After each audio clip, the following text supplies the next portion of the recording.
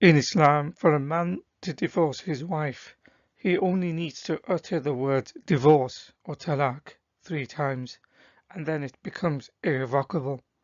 In Islam, Question and Answer, a well-known Muslim scholar, is quoted who gives the reasons by citing the Quran.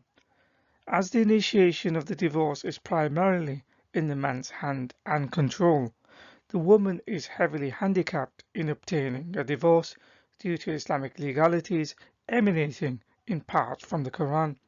Therefore, the scholar's answer is male-centric and appears to be chauvinistic, but it is only because the Quran does not allow her to obtain a divorce as easily as the man. Instead, she has to go through an imam, who has to be a man by the way, and Islamic law courts, generally jumping through hoops and bureaucracy to obtain one, even if the man was clearly in the wrong. In About Islam, a scholar explains some of the valid reasons for a divorce, which includes some subjective issues such as incompatibility and failure to fulfill responsibilities. To illustrate a consequence of divorce in Islam, during Muhammad's time, a man called Rifa, in anger and in haste, whilst quarrelling with his wife one day, gave her the irrevocable divorce by stating talaq 3 times impetuously. Once things had cooled down between them, they both apologized to each other and wanted to reconcile, but Allah and Muhammad advised them, as they are no longer husband and wife, they cannot reconcile unless the woman marries another man called Abdurrahman with the intention of divorcing him, not before she has had sex with him. Only after she has done all this can she reunite with her first husband Rifa again. In any language, this is an advocation of a one-night stand with some rudimentary marriage rituals thrown in. Nonetheless, notice it was not the woman who initiated the divorce in the first place, yet she is the one who is being shamed by being made to sleep with another man. A better solution would have been any divorce stated impetuously or in anger or without justification by the man is invalid rather than the solution found in the Quran and the Hadith.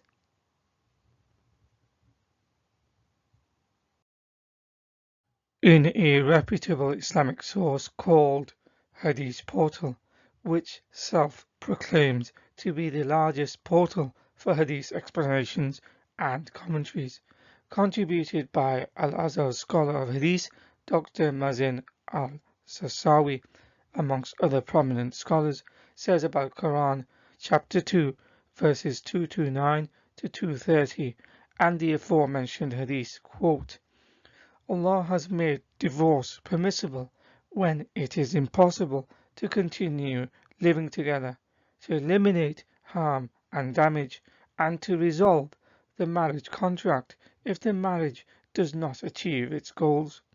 Divine wisdom requires estimating the circumstances of human anger, natural reactions, and human haste.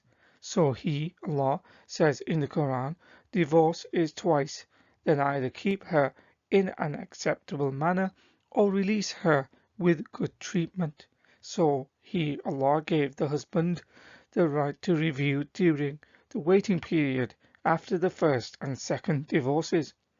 If he divorces her for the third time, then she shall not be lawful to him afterward until she has married another husband, according to Quran chapter 2 verse 230. This is a punishment for the first husband for not controlling himself and not suppressing his anger. At the same time, it is a punishment for the wife who did not appreciate the blessing and rebelled against living together and mistreated the companionship, especially if the first husband fulfilled her duties and the second husband's experience was a failure, as in our story. End quote. This kind of marriage, if it can actually be called marriage at all, is known as tahleel or nikah halalah. It is in accordance to Quran 2:230, where it says, if a husband re-divorces his wife after the second divorce, she will not be lawful for him until she has taken another husband. If that one divorces her, there will be no blame if she and the first husband return to one another, provided they feel that they can keep within the bounds set by Allah. These are Allah's bounds, which He makes clear for those who know. In Tafsir Ibn Abbas, it says this verse was revealed in connection to the story of Rifa and his wife. Other commentaries explain these verses are related to Nikah Halalah.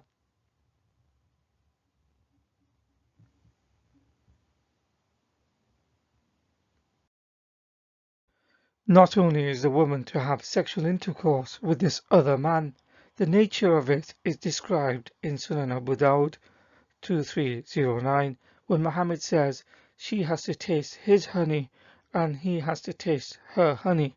After all that, she can return back to the former husband. The Arabic word usayla that has been translated as honey comes from the Arabic asal, which means honey, but in the context of sex, when Muhammad says he and she have to taste each other's honey, idiomatically it means orgasm, as explained in the Almani Arabic dictionary. This implies merely having sex is not enough. They both have to satisfy one another sexually before she can return to her former husband. Further proof is provided in the commentary for the hadith when it explains, and he tastes your honey is a metaphor for the sweetness of intercourse.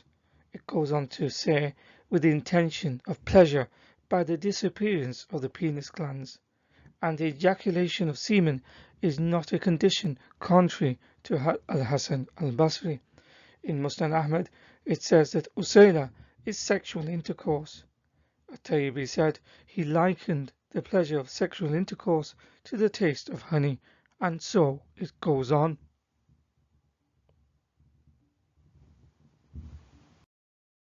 So this whole situation arose when a woman was given a divorce unjustly by her husband.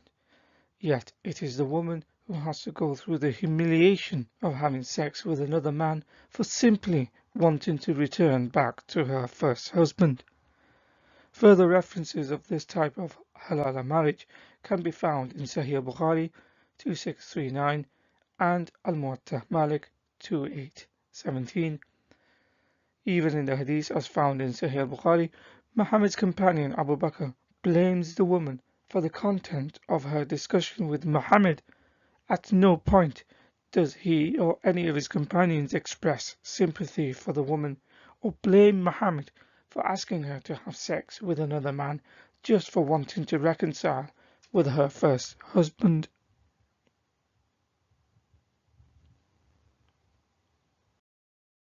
The woman was savagely beaten and humiliated even more. It says in Sahih Bukhari 5825, narrated by Ikrimah, Rifa divorced his wife, whereupon Abdurrahman bin Zubair al-Qurazi married her. Aisha said that the lady came wearing a green veil and complained to her of her husband and showed her a green spot on her skin caused by beating. It was the habit of ladies to support each other, so when Allah's Apostle came, Aisha said, I have not seen any woman suffering as much as the believing women. Look, her skin is greener than her clothes. When Abdurrahman heard that his wife had gone to the Prophet, he came with his 2 sons from another wife. She said, By Allah, I have done no wrong to him, but he is impotent and is as useless to me as this, holding and showing the fringe of her garment. Abdurrahman said, By Allah, O Allah's Apostle, she has told a lie. I am very strong and can satisfy her, but she is disobedient and wants to go back to Rifa. Allah's Apostle said to her, If that is your intention, then know that it is unlawful for you to remarry Rifa unless Abdurrahman has had sexual intercourse with you. Then the Prophet saw two boys with Abdurrahman and asked him, "Are these your sons?" On that Abdurrahman said, "Yes." The Prophet said, "You claim what you claim, i.e. that he is impotent, but by Allah, these boys resemble him as a crow resembles a crow." In the context of this incident, after Rifa's wife married this other man, she was given a cheap dowry, a measly garment fringe, which she evidently was not happy with. Nevertheless, she now became the wife of an impotent but violent old man called Abdurrahman. She felt it unjust and wrong to have sex with another man just to get back with Rifa, so probably refused to have sex with him, claiming he was impotent. Whether this was true or not, he beat her savagely till her skin was greener than her clothes. Wife beating is justified according to Quran verse 434. But it is Muhammad's behavior which is far more telling.